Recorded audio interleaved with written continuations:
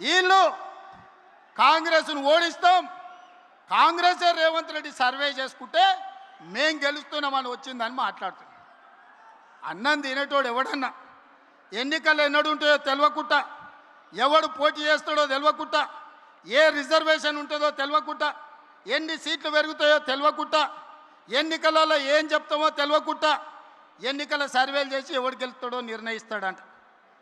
ఈనాడు నేను చెబుతున్న ఎన్నికల జోస్యం 36 నెలల ముందు ఖమ్మం గడ్డ మీద నుంచి నేను చెప్తున్నా. రాబోయే ఎన్నికలు 2029 డిసెంబర్లో జరగవు, 2028 డిసెంబర్లో జరగవు, 2029 మే జూన్ మాసంలో మన శాసనసభ ఎన్నికలు జరుగుతాయి. తెలంగాణ రాష్ట్రంలో ఉన్న 17 పార్లమెంట్లు సీట్లు 26 పార్లమెంట్లుగా మారుతాయి.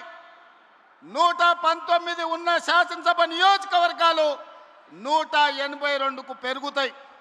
ఈరోజు చెప్తున్నా, 182 శాసనసభ నియోజకవర్గాలలో 117 సీట్ల పైన గెలిచి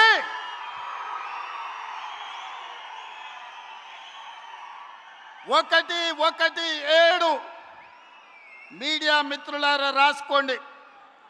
117 అంటే 117 శాసన సభ్యులను గెలిపించుకొని రెండవసారి తెలంగాణ రాష్ట్రంలో ప్రజాపాలనను కాంగ్రెస్ ప్రభుత్వాన్ని గెలిపిస్తాం. రాముడు మీద, భద్రాచలం రాముడు మీద ఆనా.